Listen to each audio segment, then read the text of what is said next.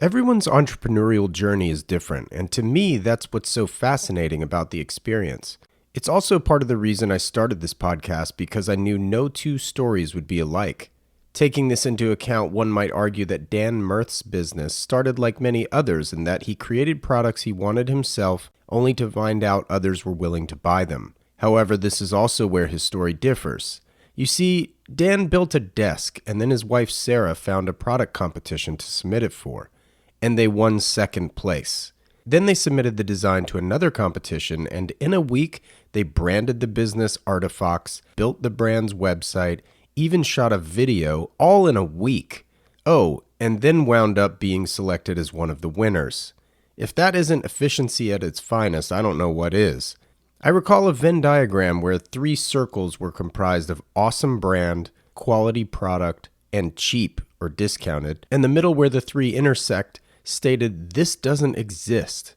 Well, I'm here to tell you Artifox is about as close as it comes to that brand existing. It's tasteful, it's cool, it's very well designed, it's functional, it's timeless, all while being affordable considering the industry in which it exists. We explored Dan's beginnings, including the Thanksgiving soccer matches that occur in his sister's basement. Yeah, you heard that right, in her basement. And how Dan was meant to be an engineer but decided to apply his understanding of how things function and couple it with the creative outlet of design. I thoroughly enjoyed this conversation, getting to know Dan and hear what could be described as an ethics-based approach to running his business, who incidentally happens to be a cyclist as well, but I'll let him tell it. I'm your host, Wesley Smith, and you're listening to the Standard Age Podcast.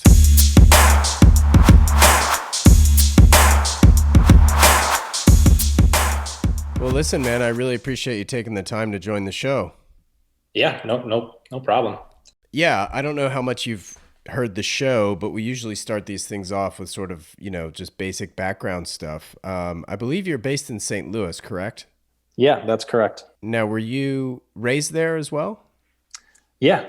I was born and raised in St. Louis, kind of North County, actually almost the exact same area where Jeremy, my buddy that you've interviewed in the past, Jeremy Kirkland, was Sure. from. Sweet. Yeah, nice. What did your parents do when you were growing up? My family actually owned a small like furniture store. Oh, My dad had nothing big, like it was just kind of like a mom and pop's place that he would, source furniture from other bigger companies and just kind of do these small commercial spaces where he sold anything from decorative little um, objects, like these weird little tchotchkes. tchotchkes, all the way up to big nice mattresses and whatnot. Sweet. So did he find himself in High Point, North Carolina quite often?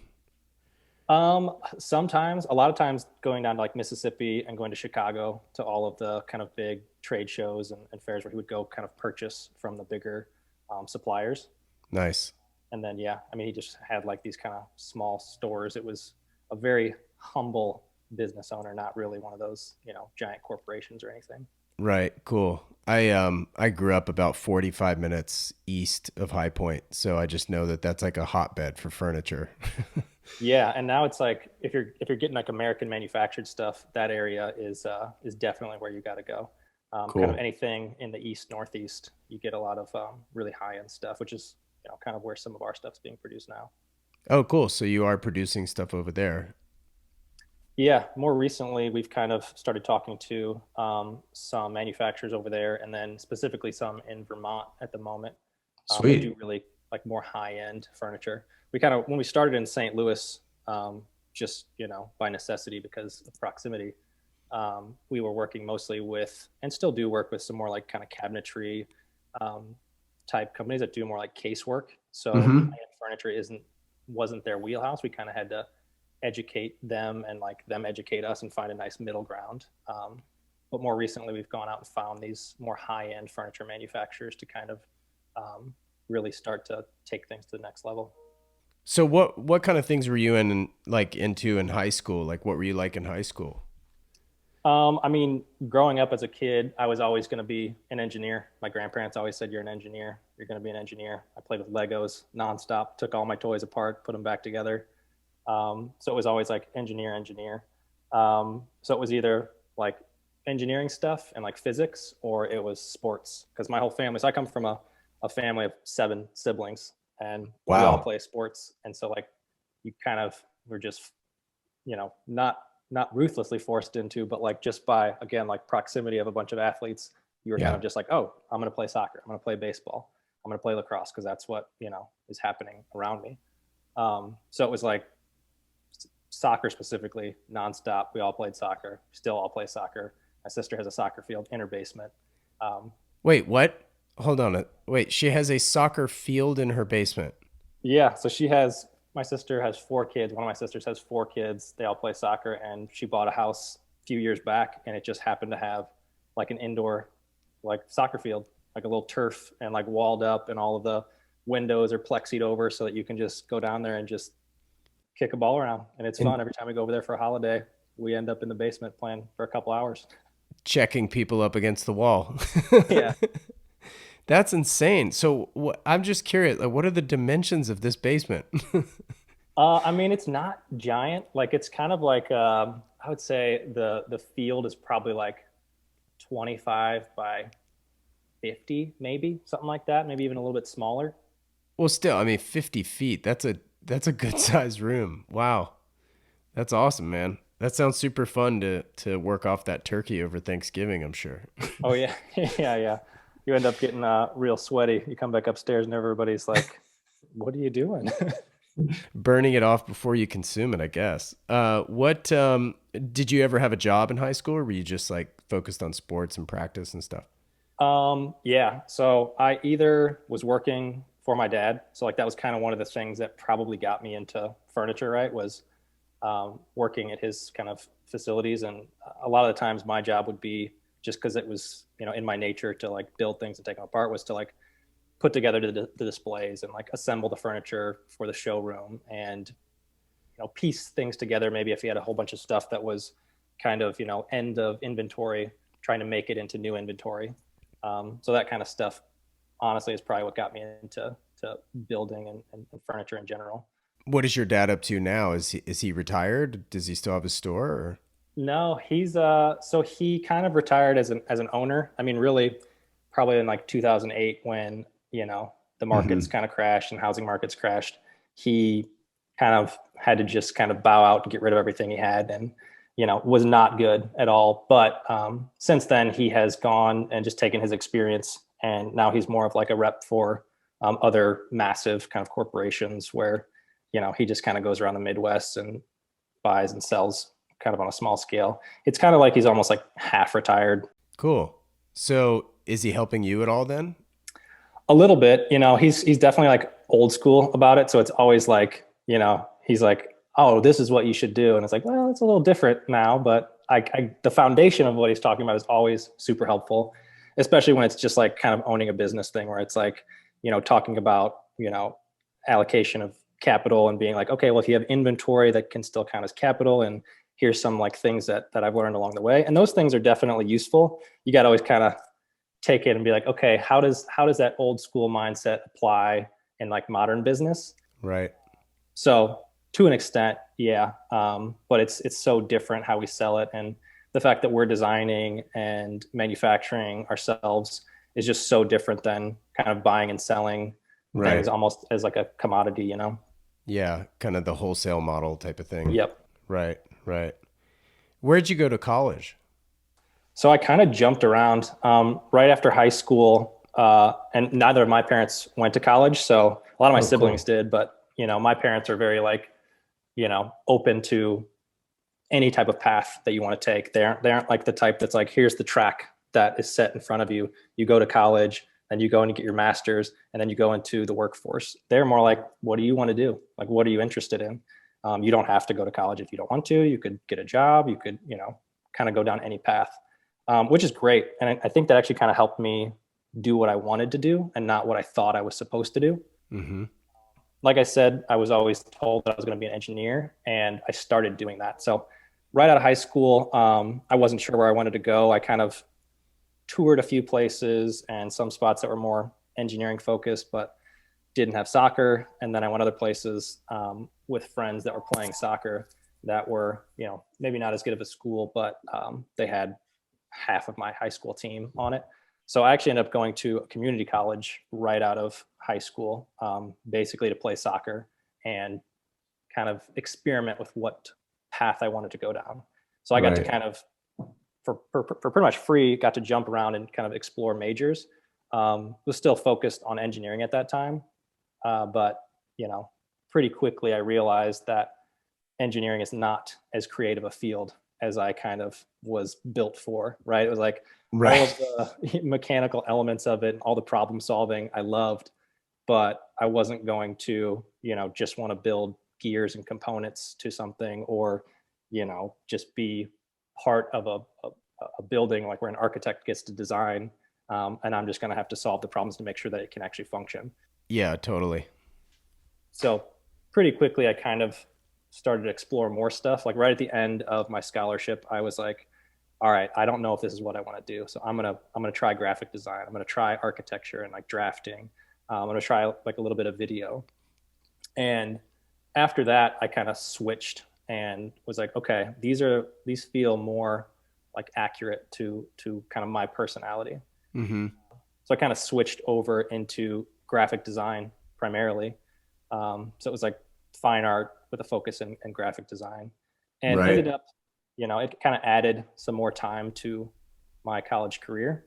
And I have like an extra associate's degree that is, somewhat meaningless, but I think, even though it might not mean a lot to like a lot of people who have a lot of pride in their degrees and whatnot, for me it was like cool. I learned a lot about engineering, and now in like where I'm at now, it's priceless to me because I can actually speak from that standpoint of understanding the engineering of a product that I'm developing, instead of just being what happens with a lot of designers. It's like they don't actually understand how things work or limitations of like the physics of an object. Right.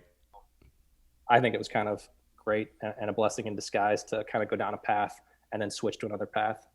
And honestly, I think that what's great about community college is you get to explore that stuff very inexpensively. Right. Eventually, I went to like a private university, Maryville. So I kind of was in like the St. Louis Community College, which is there's like a bunch of campuses here. Mm-hmm. But after those, I kind of put together a portfolio and went out to this other college with a friend, and was just like, she was like, hey, you can get a scholarship if you bring your portfolio and they like it. And I was like, okay.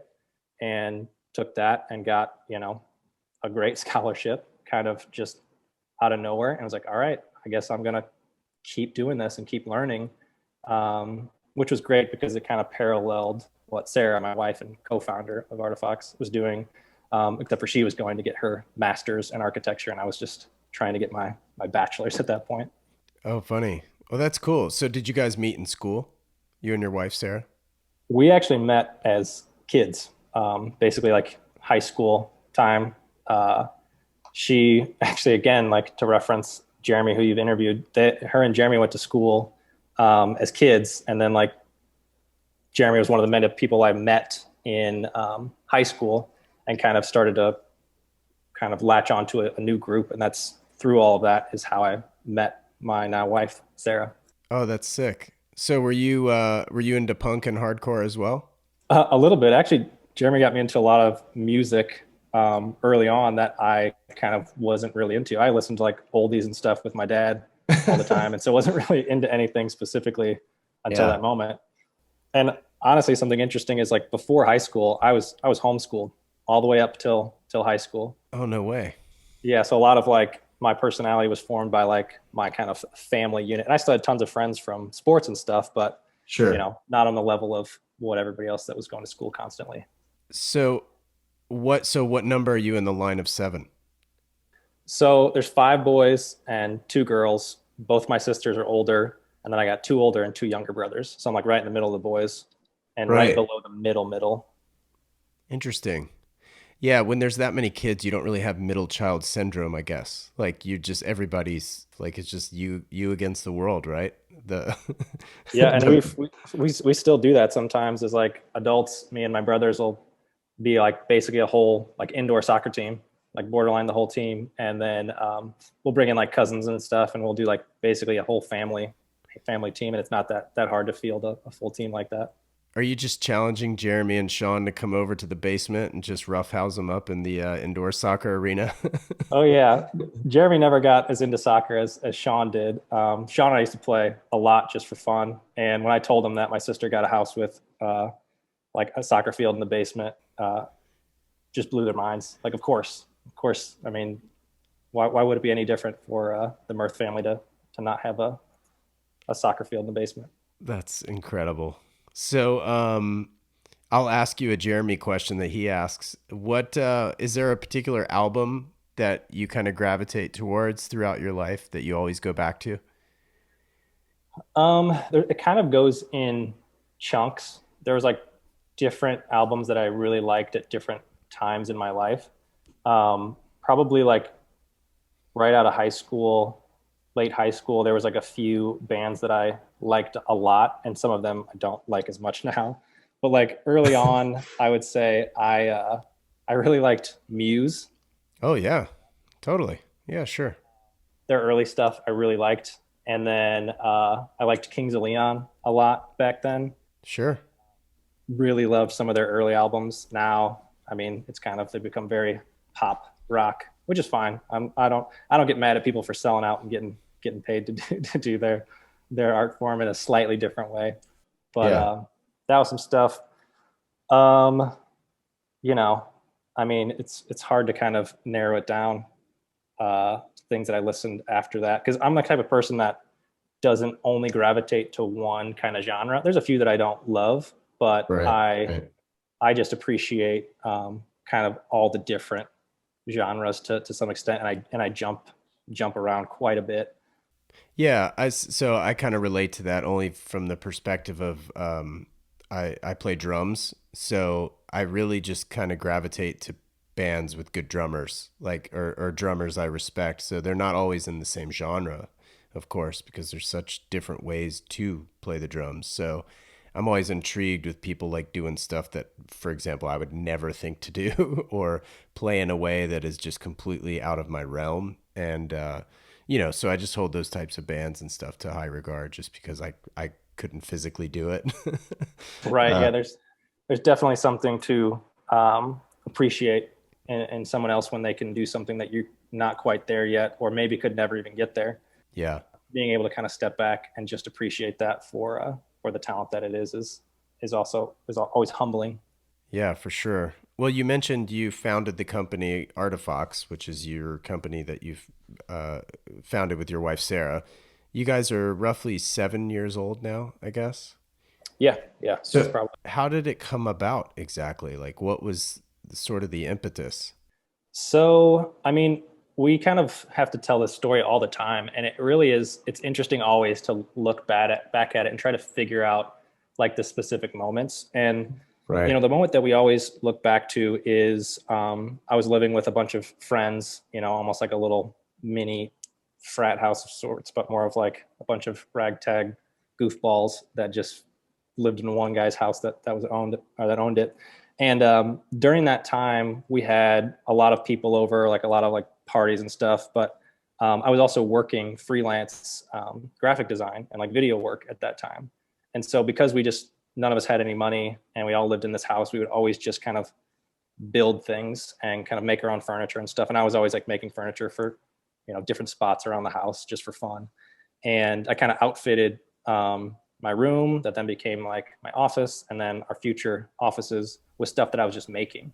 Right. Um, the reason I was making is because like I was looking for stuff that kind of fit all these kind of needs of like technology and cable management and all these like things that we're using every day.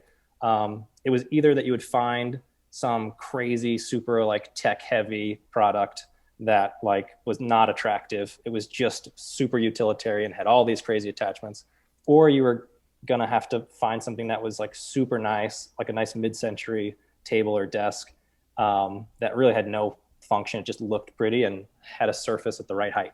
Right. So I was like, cool. I love these two realms, and I just started like making my own stuff. And as I did that, we would constantly get people that would come by and like, oh, where'd you buy this? Where'd you get this?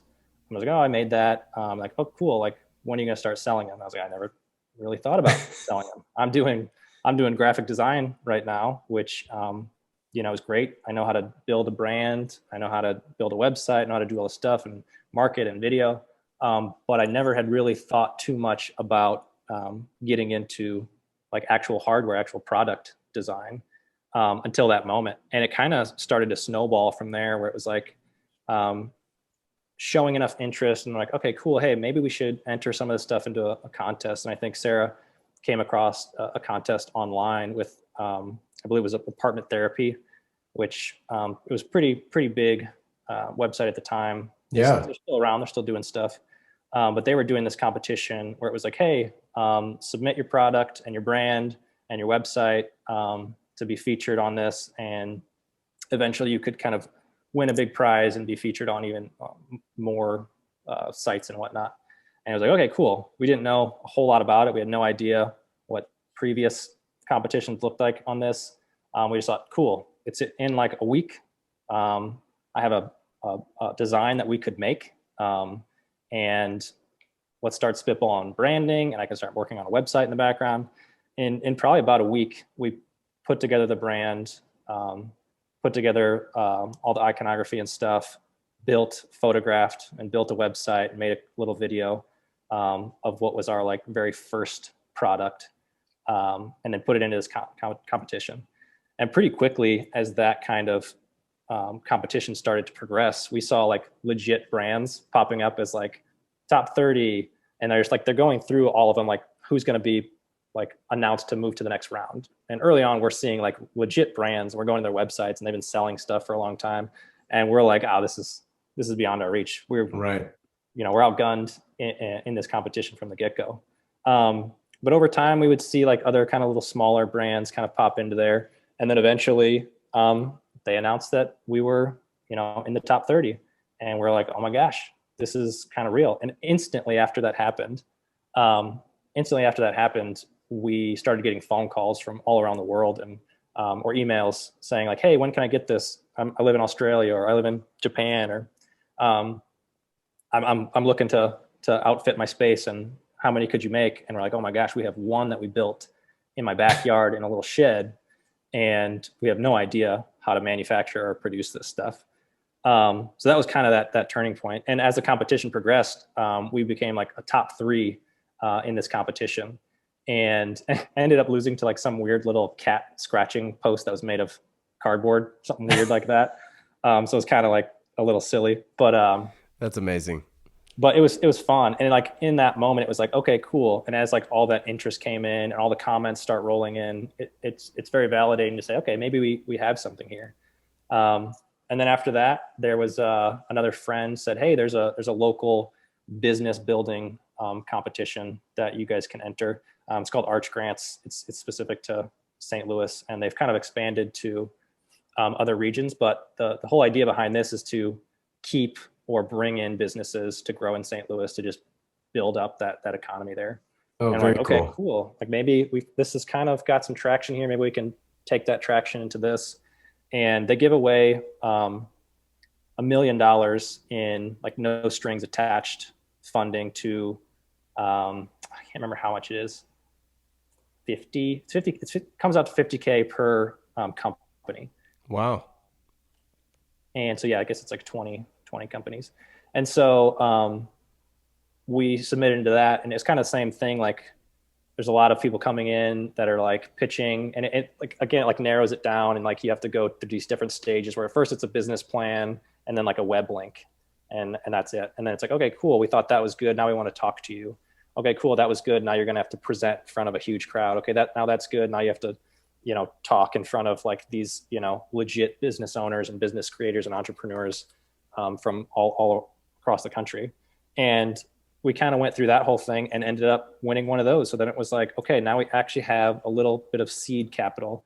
Yeah. And all you have to do to keep it is just stay in St. Louis for the longevity of the distribution of it, which is cool. It really brought in like companies from all around the world. There's like, ones from Argentina and Brazil and Africa, and like all these little companies come there that would have $0. And the whole idea is just to get people in the city to start building things. So that really helped kind of kick things off. And like that was probably around the time where it became like a real business, and we had to go through and do all of the kind of real businessy things, like set up an LLC and set up, bank accounts and all of those things. Wow. Well, congrats on all of that, man. That sounds like it would have been a thrilling time to say the least. I can only imagine how fast paced that must have felt. I mean, you did all of that in a week for that first submission. And like, I mean, obviously you had some expertise with design and stuff like that and video, but still, I mean, just I speak as a one man band and I know what it's like to do certain things on certain levels. And obviously you probably had even more knowledge than I have today, to be blunt. But like, yeah, man, a week, that's insane. I can only imagine what that week was like. If you haven't heard episode 1 of the Standard Age podcast, then let me tell you about my friend Tim Jackson. As owner of Passion Fine Jewelry, Tim and his team specialize in fine jewelry, as well as some of the finest independent watch brands available. I'm talking about Groenfeld, Habring, Kudoki, Roger Smith, Roman Gauthier, Sarpaneva, the list goes on. The staff at Passion Fine Jewelry is literally made up of friends and family, so you will feel right at home if and when you visit. If California is out of reach, you can absolutely email or call the shop and they'll get you sorted. Visit passionfinejewelry.com for more information. As you all know, I'm a huge fan of using the right product for the right job. And like many of you, I appreciate products with a story. That's why I drive a Volkswagen GTI. It's a hot hatch with heritage. It's also why I'm into specific watches like my Tudor Black Bay. And that's exactly why I'm a fan of the indie accessory brand Cantonment. Cantonment makes a utilitarian cloth they simply call a kerchief. It's smaller than a standard bandana, but larger than a handkerchief, which makes it ideal to tuck in a back pocket or use as a neckerchief. I always take one on a bike ride or have one with me as a backup face covering. Not only do these kerchiefs satisfy several functions, but they look great too. Each set features illustrations celebrating icons of product design like the Omega Speedmaster, the Fender Stratocaster, or my favorite of course, a classic GTI. Follow them on Instagram at Cantonment Co. That's CantonmentCo, or visit them at cantonment.co. And use the code STANDARDH in all caps, no spaces, for 20% off of absolutely everything in their online shop. Now let's get back to the show. I did want to ask because there was a lot of articles, like if you Google you guys have like tons of PR from around 2015 or so. Was most of that kind of compounded from those events of submitting?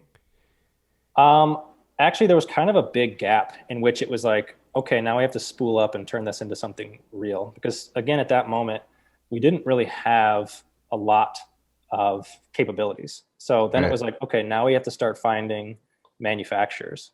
And we kind of started looking in places that we were familiar with, which was, interestingly enough, Sarah's family lives out in like mid-Missouri, and there's a big Amish community there. And that Amish community manufactures furniture. So we went out there and said like, hey, here are these things. And it's such an interesting thing to be making these products that are like designed for like high tech work environments. Right. One of the most low tech environments you can imagine. Like they literally have like hand cranked drills that they were like boring out certain stuff.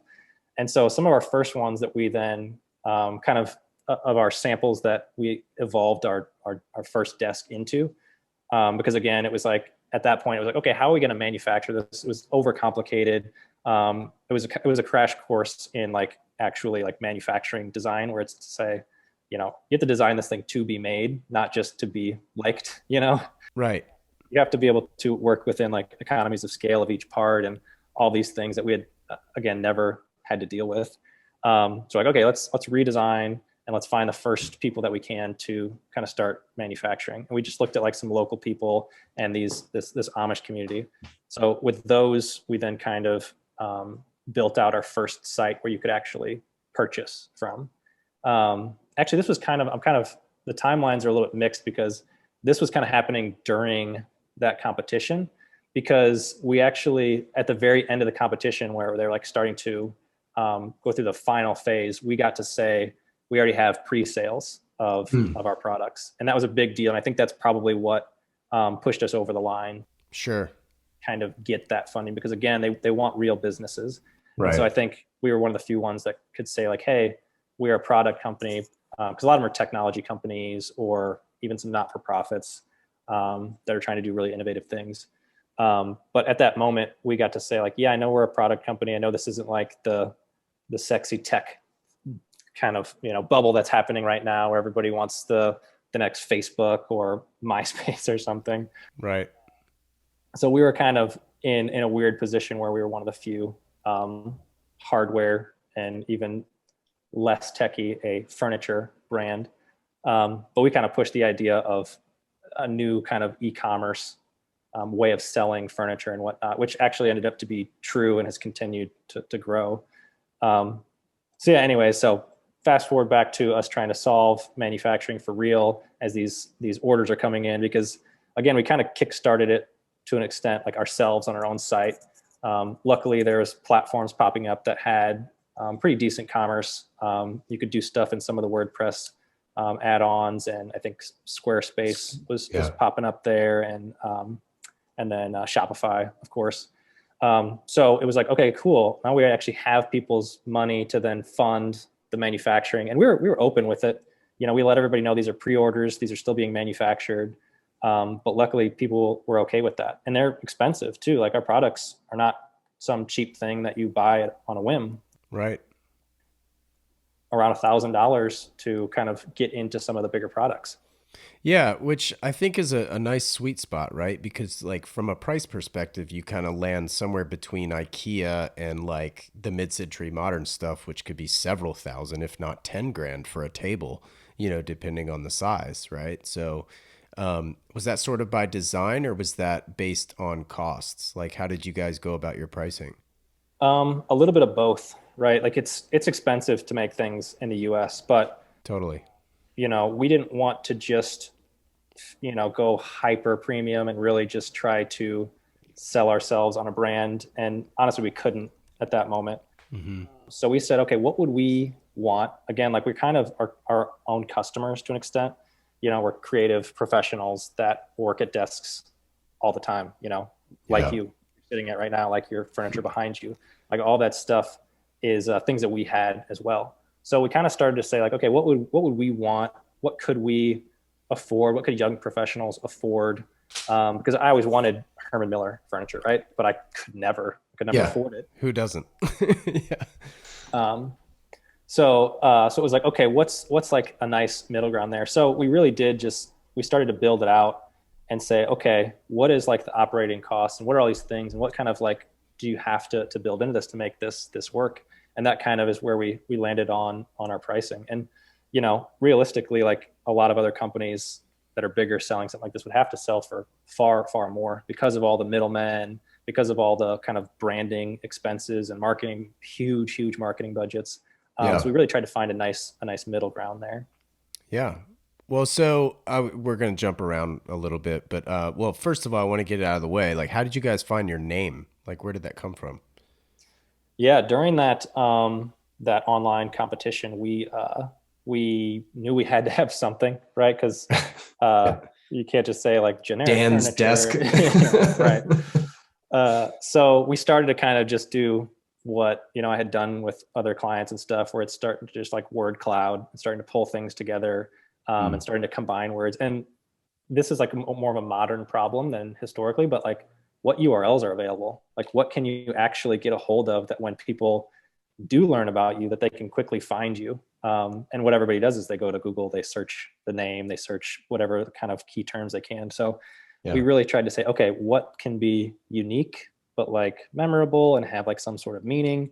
And the kind of way that this kind of came together was like, we had artifacts, right? Like artifacts are kind of like the meaning of that. It really is just like anything that's man-made that is like left behind and can be observed by other humans as an existing artifact from the past or whatever it is. Sure. So we're like, cool, we really like this term. So that was like one of our top terms. And then we were trying to just kind of build on that and say like, well, we don't just want to just be like a super generic artifact. We want to be like clever and thoughtful and like symbiotic. And we kind of talk about like these ecosystems and whatnot.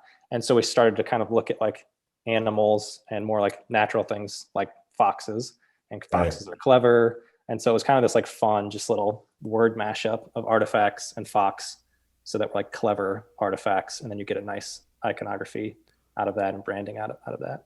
That's cool. Yeah, for those wondering why I have a hyphen in the standardh.com, standard-h.com is my URL.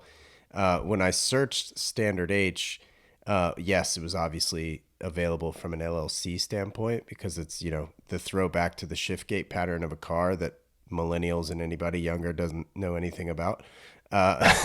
So from a tech standpoint, the URL was available, or from the LLC perspective, it was available, but the hyphen was only because Standard H without the hyphen is owned by Standard Hydrogen Corporation. Mm-hmm.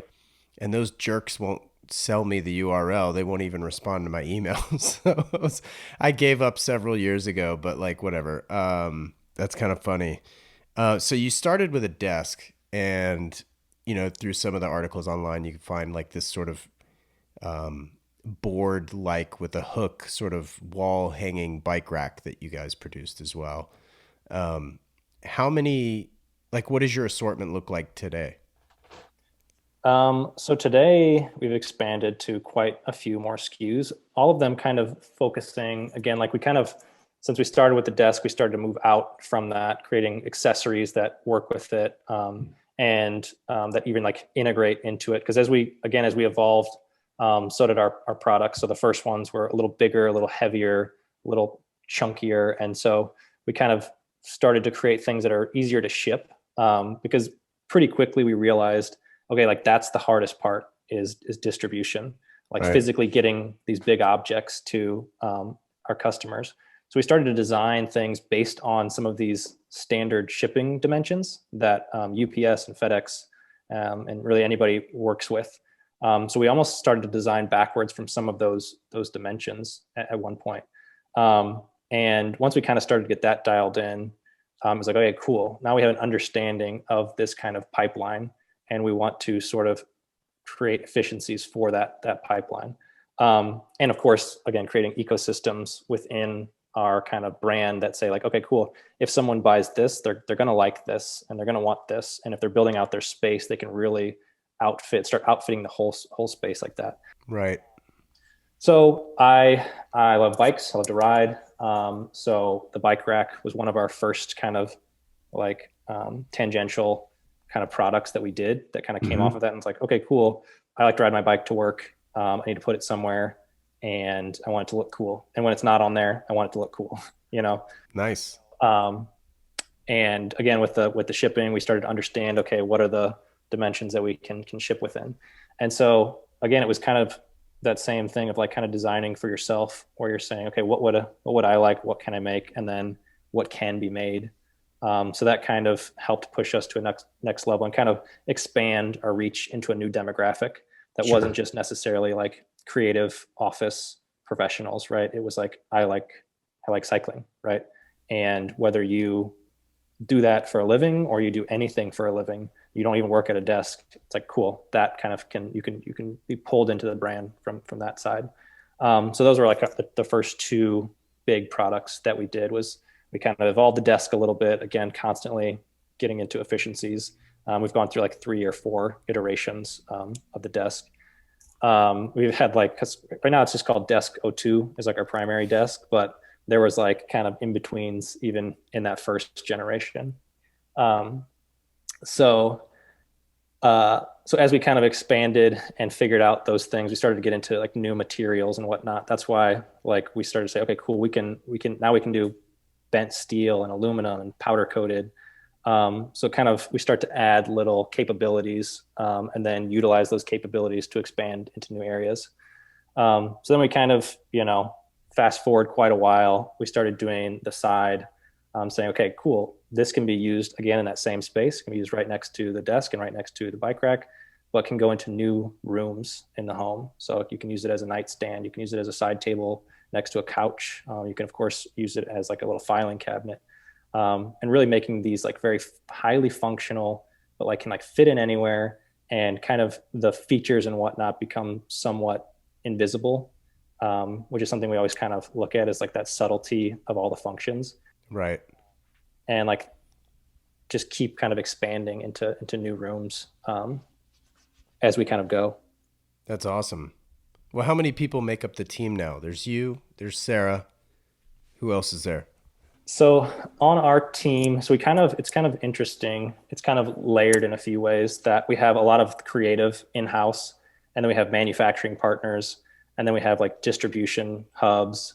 And early on, we were kind of doing a lot of that. Obviously, not manufacturing; that's just too big for us. But we were doing distribution from ourselves. So really, our team right now is, like in our office, is usually anywhere between like 5 and 7.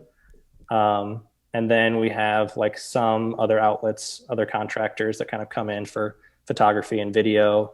And then we have, marketing contractors. So again, it's like, it's so different nowadays of how you can kind of modularly build a company, with resources, with all those like kind of, resource for hire, Right. systems that are out there.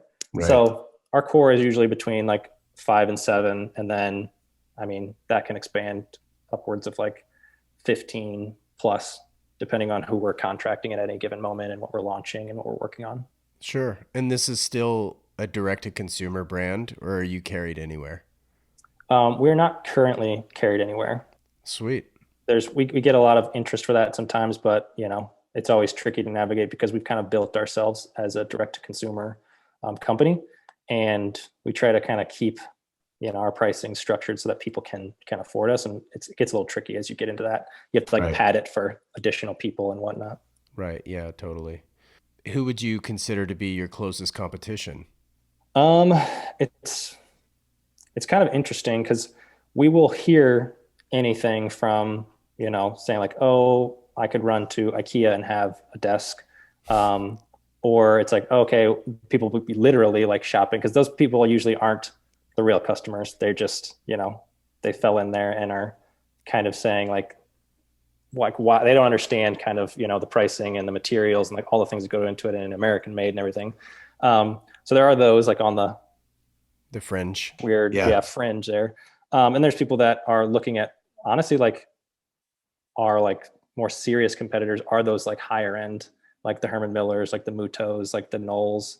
Um, and I think what is kind of happening there that we have is we're kind of small and scrappy again, where it's like they were at one point and they're so bigger and more corporate. Right. But then there's also all of these little, companies that kind of jump in here and there that, will do online stuff. And I don't know, I hesitate to name anybody specific. Yeah, yeah. Not that this needs to be a podcast about them. I was just kind of curious, because of your pricing. That you're kind of in a unique sort of spot. Yeah. And that's, I mean, and that's what kind of becomes like the challenge, right? Is making slightly a new market of that, like in between, where it's like, hey, you can get that super high end stuff that you've always wanted, but could never really, rationalize getting, from a new kind of up and coming brand. Yeah, yeah. But yeah, leading it kind of. I guess it creates also a competitive advantage for that reason as well. Yeah. Yeah. It's like a blessing and a curse, I guess. Sure. Yeah. Have you guys been tempted to take on investment or anything like for scalability, or what's that process been like for you? Yeah. Super early on, we, Aside from winning every competition you enter, yeah, most of those, again, like, in the grand scheme of things, although amazing and great, like to get things going, that's not the type of money that a lot of companies require to get right, going. right, So early on, we tried to see like, okay, do we really need it? And we had a lot of other friends through these competitions and whatnot that were like going through the same process. And depending on what they were trying to do, they either had to get funding or they wanted it to kind of streamline, speed things up. We kind of sat back and said like, okay, how fast do we want to grow? How fast do we need to grow? And how much external kind of input do we want right now, because a lot of the funding that was kind of happening at that time, again, was for like technology. And even though we were an online direct to consumer brand that fits some of that stuff, it was a little outside of what most people were doing at the moment. It was more like, SaaS, like software as services, and social networky type kind of tangential or tertiary kind of products. And so we kind of just shied away from it for a long time. Still have. And luckily, like, we were growing at a rate where we felt like, well, why should we do this? And again, like, during that time, we're hearing horror stories of like, oh my gosh, this particular investor was just the wrong partner, and that got really difficult. And we had to, like, break ties, and then that ate up more of our capital. And it was just like, it didn't feel right at the time. And we were kind of figuring ourselves out at that time. As things have gone on, we still have yet to take any investment, but we're less against that at this point. Yeah, it's kind of interesting because, like I've always said, even for Standard Age, like, the day you take money from somebody is the day you start answering questions, or demands, which could be even worse. Absolutely. So not that you can't, structure it in such a way where you still maintain creative control, but still, sometimes, to your point earlier about like the shipping boxes, sometimes your design is a function of operations as well, and if they see operations going one way, it might influence the design, even though that you have, quote, creative control. Right. So it's a sticky situation, and can be. Yeah. I mean, you're marrying whoever gives you money for the most part. So, like, Right. you wouldn't just go around and marry any random person and commit your life to them. And that's Right. what you would be doing. Especially depending on like how much your company and how much you've kind of put into it at that moment. And, for us, it really is like a child, right? Like, that you've been fostering and growing and all this stuff. And it's really, hard to give up control over something like that to somebody that you don't know that well. Yeah. And it would take a while to really get to know them and trust them on that level. So, again, you could find those people do it all the time. I'm not like against it, but it's always just something you have to really decide for yourself if it's the right move or not. Yeah, totally. And then, taking it a step further with regards to private equity, venture cap, that kind of stuff, they're just looking at bottom line and profitability. So knowing that you guys produce your stuff here in the US, like, I would think the knee jerk reaction from somebody like that would be like, well, let's just manufacture this stuff overseas and it'll look the same, it'll feel the same, but the margins will go through the roof, right? So Yeah. is that important to you to maintain that manufacturing process here stateside? Yeah. So we aren't like against like international manufacturing. It really always comes down to like, where's the best place to make a specific thing? Sure. Because you could try to make lots of stuff in the US, but you would make an inferior product to these highly established kind of manufacturing facilities and, like, honestly, giant ecosystems. I go to China like once. I mean, lately it hasn't been very often, but Right. every year I probably would go several times to go meet with manufacturers and whatnot for like other projects and whatnot. And the level at which they've built their manufacturing like capabilities is so far ahead in so many different realms. And the same can be said in like India for fabrics and soft goods and whatnot. And name any other country, and they probably have specialties in certain things. Mm-hmm. And I think that's how we would always look at it, is finding the right place to have that specific thing made. We're experimenting with some new stuff that can be 3D printed, and there are US based 3D printing facilities that can do some really awesome stuff. So we would do that here, even though, if you're doing some electronics and injection molding type stuff, it's harder to find them. Again, you definitely can. But again, it's like all about where's the right place to have that specific thing made to accomplish the goals that you're trying to accomplish with it. Like, do you want to make something that's really high end, or do you want to make something that's price competitive, or do you want to make something that's in the middle? You can kind of go anywhere, and it's all about where your thing fits and then where that thing should be manufactured. Yeah, I'm so glad you said that because like there's such a negative connotation historically about made in China and stuff like that, and it's just such an old way of thinking, to be honest. Just completely due to the point you just made, right? Like their manufacturing and stuff, like in fashion, for example, if you're making a technical jacket, right, of synthetic fibers, right, China is going to be the place to do it, or Taiwan, or somewhere in Asia where their manufacturing capabilities. Now there are places in Canada, like I know Arcteryx, for example, produces a lot of their stuff up north of the border here, but that isn't for everyone, right? And that doesn't mean that we as the United States, like we just don't have the capabilities of making certain things. Like you have to go to Asia, right? So I'm really glad to hear you say that, just because it's just, I don't know, just kind of old hat, but in a wrong way. Yeah. Yeah. And I feel like it kind of went away and is circling back for different reasons that we probably shouldn't go down too far. But Yeah, this different podcast. yeah, there really is. There really is like places that have just, and like it's been over, tens, dozens of years where like these like little environments, ecosystems that gets specialized in these things. Like, so again, in China, there's like certain regions that are dedicated to like metal manufacturing where you can get like metal cookware and knives and stuff. And everywhere in that whole region has decided this region is going to be dedicated to that thing. So you get Right. these like just massive like talent pools and capability pools that are all building off of each other. And if they need a part, they can literally just go down the street and get a part. And if they need something fabricated or whatever, and it's like, for most things, we don't have that here. Honestly, most countries don't have that. Again, there's like these little pockets of specialty things where like generationally they grow up and become specialized in things. And we can do that here. And I would love to do that more. And like, Yeah. we're making things that can be made in the US, especially like our core elements, like these wood products that are made from, native materials to the regions where they're being manufactured. So it's like, that makes a ton of sense to do that. And luckily, a lot of those, I wouldn't say a lot, but some of those have survived long enough through this transition of everything being moved overseas, anywhere overseas to be manufactured, where it's kind of killed a lot of industry in the US. There are these few little pockets here and there, like we were talking about before in like the Carolinas and up in Vermont, and even in Canada. We've gone to Canada on several trips to kind of visit manufacturers that align with us.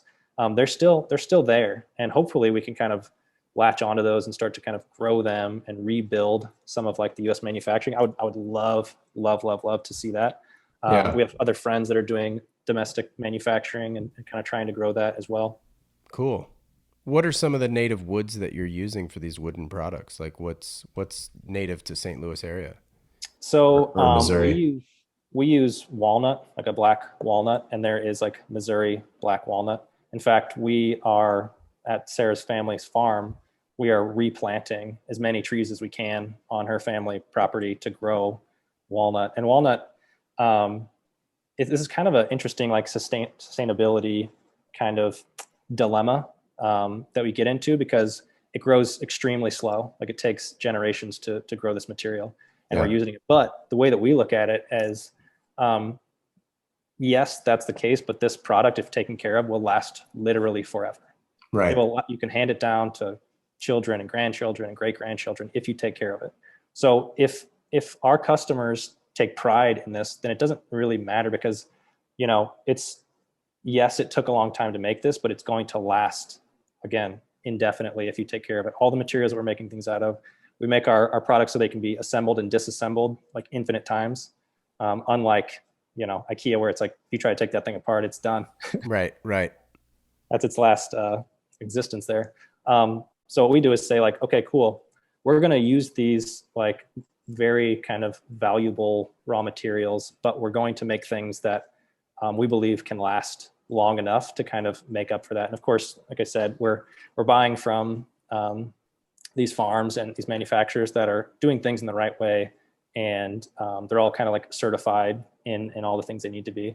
So it's like as long as we can kind of keep an eye on some of that stuff, and then push those that maybe aren't yet to like in that direction, to say like, hey, this is the direction everyone's going. I think it's definitely a net positive because we kind of live in a very disposable, consumable culture right now. Totally. A college student will outfit an entire dorm room or apartment, and then the next year, all that's in the trash and going Right. into a landfill. And so we know that, and we even get emails and messages of saying like, "Hey, I kept my box, and it's so easy to move this thing around now, and I've taken it to like 3 or 4 different apartments, and thanks for making it so that I can move this thing with me." That's And sick. that's when you really like kind of start to feel like, okay, cool, we've made the right choice and we're doing the right thing. Yeah, for sure. So what is your marketing strategy these days? So that's always changing too. Like we started to kind of go down this before, but there were certain times where we got a lot of just organic features on, you know, all over the place. We would get on Uncreate and Hypebeast and all these cool websites that are really speaking to the audiences that we're looking for. But over time, that's kind of changed, and their business models are always changing. They might need to have more things that are paid for features and whatnot. And now it's more like pay to play almost everywhere you go, Right. which kind of sucks, but also is a little bit understandable as a business owner. I get that they're kind of trying to figure out how they can make their money and employ their teams as well. Right. So now it's like we are always looking for cool collaborations, whether it's with making a new product or even just like helping somebody outfit a space. Work a lot with some really cool YouTubers to help them outfit their spaces. And then we go down all the normal routes that are right now dramatically changing, like the Facebook marketing, Google AdWords, and all those different things. Yeah. We should talk because black walnut just happens to be my favorite wood on the planet. And I'm not saying that just because I'm talking to you. I made a clothing rack actually that I could shoot you a photo of later that I made the base out of black walnut and it turned out really, really well. It's a heavy piece of wood, man. Yeah, it's interesting. Pretty quickly, we realized that people love it. We sell far more of our black walnut than any other color or color combination. It really is it's a special material, Yeah. and nothing feels quite like it, especially when it's all solid and made of that. Like, it's just, I don't know, it's just this weird, like, emotional connection almost that you have, like, sitting at it and interacting with it because it's from something living. It's so natural. And maybe it's Right. because it takes so long to grow that it has like this weird, just kind of feel to it. But yeah, I mean, I'm sitting at one of our tables, massive piece of walnut that's like, 3 foot by 6 foot. Oh, amazing. Love it. Well, you guys are such a small team. Do you have a social media manager or do you do your social media or like, how do you guys handle that? We do our social media in-house. Like all that stuff, all of our content is made by like our internal team. Like that's all the stuff that we really hold tight to, because the things that we have, I guess, the most sort of experience and skills in. We obviously have to pull in certain specialists, people that have better cameras and equipment and stuff to shoot certain things. But when it comes down to like, what stories are we telling and how are we telling them? That's all kind of internal. Certain platforms that you get on, you might have somebody that like recommends certain things to help with it, move it in the right direction. So that just fits those specific audiences. Yeah. But at the end of the day, we're kind of writing and creating, all of our content. Sweet. I Yeah, I was kind of curious actually how COVID has affected your business just based on the price of materials and everything going through the roof. But I guess if you're going, I don't know, to Amish country, maybe they're not really aware of the other pricing structures going up. But then again, it's also an interesting moment because more people are spending time in their homes, so the investment into their spaces has also increased. So what's COVID been like for you guys? Yeah. So early on, it really pushed, honestly, it really pushed sales up quite a bit. Everybody went home and was working from home and was like really, again, like considering their space, which is something we always think about and encourage people to do, is like really consider your space and make sure that's something that you like and can create in and can work in and can be in and actually be happy. So Sure. that kind of landed in that moment. Everybody kind of went home and was like, I can't really get a lot done here. I don't, particularly love this environment to the degree that I want to.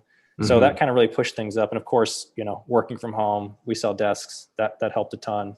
In fact, it heavily influenced some of our most recent, like our table, which is like this workspace slash gathering space where it's like you can kind of do all these different things in it, and it not feel out of place in any of those environments. So like that product was kind of birthed from this kind of experience, and it was something we were generally working on, but we like dramatically, I would say, kind of like tweaked things here and there and shifted it in a direction to say, okay, cool.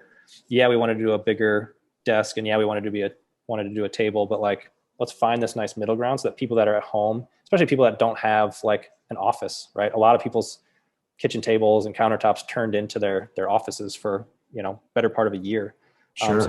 let's make something so that people can do that. And the truth is, like, the way that we work is probably forever changed and was already changing before this, of saying like, okay, you're going to work this day from home and that day from the office and that day from the road. And, people are kind of moving about and more kind of transient than ever. And Sure. so that's kind of what we're looking at, is like making things for that. And the sort of lockdowns and whatnot really pushed us to do that much faster. Yeah. Well, I'm kind of curious too, like how your relationships have changed with shipping companies. Like these things are heavy, right? So I would imagine it's insanely expensive to ship, but obviously usually the equation is as quantity goes up, the price goes down, right? So is that just been the case with you guys, or have you, and you ship internationally too, as you mentioned. So like I shipped a t-shirt to Singapore once and it was $170. Yeah. Yeah. I mean, it's a very like dynamic thing as well. And what's Mm-hmm. always interesting is the different shipping companies are always kind of fighting for people's attention, and we'll go with one as our primary, and then the other one will come and give a better deal, and they'll kind of push each other down a little bit. But it's definitely something that's been tricky. And like you said before, like materials and stuff going up, like all these things are like elevating, and it's really like a hard thing to navigate, because all of those costs trickle down to the customer, and we're Yeah. trying to find ways to kind of split the difference and try to be like, okay, these things are tough, but like, we don't want to just make everybody, like, screw everybody that was trying and wanted to buy something. So we're really trying to finally navigate this thing to say like, hey, we're trying to take some of this burden. Obviously you can't just take all of it, because then your company goes down the drain. So it's like Okay. really tricky to say like, okay, these material prices are going up, these shipping rates are going up, and finding that nice middle ground to say like, hey, we're thinking about our customers and our fans at the same time as our team and employees. Right. What are the kinds of things that inspire you these days? Like is it other work, and kind of like how do you stay motivated, and what's the inspiration? Um, I mean, so many things. I love objects. I love architecture. I love like engineering masterpieces. We're actually in a pretty cool time where there's a lot of shift in objects and things that we use. Cars, for example. This shift to electric cars, and the interior and the experience of a car that could drive itself, and it becomes more like your home, right? Like those things are super interesting, because space in general is something that we're always looking at, right? Like you're always in environments, and whether you're thinking about it or not, like these things are like crafted, good or bad, to create certain experiences. And so Hmm. that stuff has always been a big thing. And of course, like Sarah being an architect got me really into architecture. So anywhere we go, any experiences that we have, we're always like looking at these like much larger scale experiences, and then Right. saying like, hey, what can we learn from these big, massive buildings, or these, complexes, and how they're kind of treating people, and how can we kind of bring that, the beautiful things that they do there, down to like a smaller scale, so that someone's home can kind of have these elements that have been, heavily invested and thought through to make really good experiences. Like how can we do that on a smaller scale in people's homes? Sure. So, assuming you and Sarah have similar tastes, what are a couple architects that you guys love? We do have a lot of similar tastes. Architects, we have some cool books and stuff from a duo that I think may have kind of split up. Olson Kundig. We're big fans of the work that they do. Uh, I have four of their books immediately to my left. yep. Yeah, they kind of were like together and then like do their own things, and like I think they still come together sometimes. But Right. their stuff is great. I mean, super like this combination of like industrial but still warm and like cool, and like the uniqueness of how things move and interact, and some of their structures even like transform. It's just so cool how much they Yeah. can kind of pack into that. And then like some more historic stuff is like Sarah just chimed in and said Tadao Ando is one that she's a big fan of. Oh yeah, totally. Just concrete and water and Yep. all kinds of stuff. Yeah, that like super clean aesthetic, like minimalist aesthetic, is a big thing for us. Yeah. And then, as cheesy as it might be for an architect, but Frank Lloyd Wright is awesome because the amount of like thought that went into things. Like a lot of people may not like be familiar with it, but like every little thing in his space, like furniture and like the way the windows opened and interacted with other things. The crown molding. Yeah, yep. And like all these things that are like built, like everything is considered. And it's Yep. like one whole thing, not just like, okay, here's a building, now fill it with things. Yeah. It's like he's thinking about like what's going to go in here and then often filling it with those things. And like that's the full experience.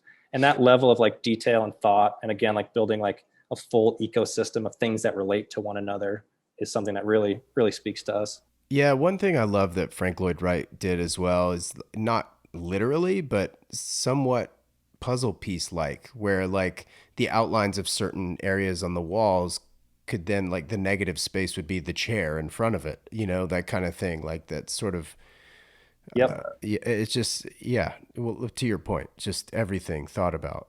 Um, so what do you like to do now when you're not working? You said you're a cyclist. So what are you riding these days?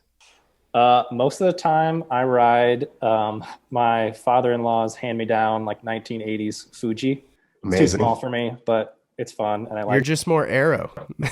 Yeah, yeah, yep. Got to hunch over quite a bit, and my legs always look like I'm riding a kid's bike at some point. But I love that. I'm trying to. I used to mountain bike quite a bit, and then just kind of ran out of time.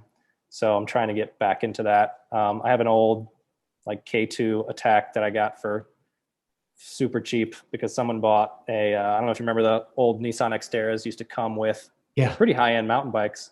And some people don't want mountain bikes. They're just like, I just like Right. the car. And so you could find those on eBay for really cheap. And so I bought one of those a long time ago and have kind of built it up, but it's getting really outdated. I'm deciding on whether I want to do another round of edits and rebuilds to it or just switch to something new. Yeah, I got a new one coming like next week. So I'm pretty excited Yeah. to get back on the mountain bikes. But yeah, man, that's awesome. And I mean, how far are you from Bentonville, Arkansas? Because that's like mountain bike mecca. Not too far. And they're actually building a lot of stuff here, even closer. There's this new mountain, I think it's called Shepherd Mountain in, I think it's like Ironton, Missouri, where Cool. there's a lot of, like that region has like the highest peak in the Midwest, I think. Huh. And so it's pretty cool. And there's lots of really interesting rock formations. And there's been some like, some of these like YouTube crews that go around to all these different bike parks and build features. And they built Sure. this like corkscrew at this park, and it looks really cool. It's pretty like, I mean, this is Missouri, and there's a lot of like, kind of like I don't know how to say it lightly, but like backwoodsy type solutions to certain things, right? Oh, come on. Branson is amazing. But like they use like an old military Humvee as their chairlift, right? So at the bottom, it's just a Humvee that everybody jumps on and then rides it to the top, and then you go back down. And this was just launched like I think this summer. I haven't even been there yet, but I started following there. And That's it's rad. got me thinking I want a new bike. And if one of my friends, her husband just bought like a super expensive bike, And it's got me thinking like, oh man, maybe I should get a super expensive bike. Oh yeah. Yeah. Peer pressure. Yeah. It can happen, especially that because, it's like, I don't know if you collect watches or if you're into watches at all. I mean, obviously Jeremy and I are, but, yeah, it's the N+1 factor. Yes. With bikes, watches, whatever. Yep. Cars. Yep. What are you driving these days? Speaking of cars. I have a Tesla Model 3. Oh, okay, cool. Long range dual motor. One of the earlier ones. Sweet. Not like first run, but like second run. Yeah. I love it. I don't want to drive almost anything else anymore. Really? That's a bold statement. Yeah. It is like so there's like this, so other designers I like, there's a Dieter Rams kind of design mantra, which is like design should be invisible. Like you shouldn't really think about it. It should just feel like it's supposed to feel. And obviously that doesn't work all the time. There's like some things that people like to be a little wild and out there and edgy, especially a lot of cars like that. But with the Tesla, it's like you don't think about anything. Like I have my phone in my pocket. I don't ever take it out. I go in there. My music kicks on. The car just kind of does everything for you. I don't have to unlock it. I don't have to relock it. I don't have to turn the alarm on. I don't have to do anything. Like it's just such a smooth experience that just gets out of the way and lets you like transport from one place to another and in a very enjoyable way. That it's such a good experience. Now, if you want something that's like loud and crazy and fun, it's probably not going to be that, but it's super fast and everybody that gets in it and you punch it, it's like, this doesn't feel real. It does not feel like anything you've ever felt. Right. Aside from like, some maglev train or roller coaster or something that uses high powered magnets to rocket you out. Yeah. So they're fun. And I don't know, after having it, every time I go back and, drive our other car, which is a Subaru, which I also love. Yeah. It just feels, I don't know. It just feels like I have to put far more effort and stuff into it to use it, which again, can be fun, but on a daily basis, nothing kind of beats the Tesla. Right. A to B, baby. That's cool. Well, listen, Dan, I really appreciate you taking the time. Is there anything else you wanted to promote or talk about? Got any new products coming out? Yeah. I mean, we're working on some new stuff, some really cool collaborations, some stuff that we have never done before. Sweet. Sarah's like, don't say too much. Right. Was that a spoon I hear, like clicking a bowl? Is that her way of saying, stop talking? That's basically cool. So what? Okay, so you can't tell us what it is. Can you tell us a timeline? Yeah. So some of these collaborations, one of them is very soon. I would say in the next month or so. Cool. And then probably a few months after that, we were trying to hit some kind of like back to school fall holiday line, but we'll see how that goes. Everything is just moving so much slower now as things kind of get spooled back up. And then even further down the line, we're just going to keep expanding into more rooms, more spaces, more like organization, like literally outfitting entire spaces so that you can kind of, again, have this really cohesive space. Yeah, well, obviously we've got a lot to look forward to, it sounds like, with regards to collaborations and stuff. Well, cool, man. Well, yeah, thanks again for your time, and take care of yourself. We'll be in touch, and really appreciate it. This was fun. Great chatting. All right, Dan. Take care, man. Later. See ya. Huge thanks goes out to Dan once again, and thanks to all of you for listening. If you haven't already, please subscribe to the show, and while you're there, if you don't mind rating and even leaving a short review, it helps way more than you think. Please give Standard H a follow on Instagram at standardh_, as well as the podcast page at standardh_podcast. Shout out to Jensen Reed and Super Beautiful for the theme track, as well as the clear audio for the noise canceling headphones. Stay tuned for the next episode of the Standard H podcast in 2 weeks' time. Thanks again for listening.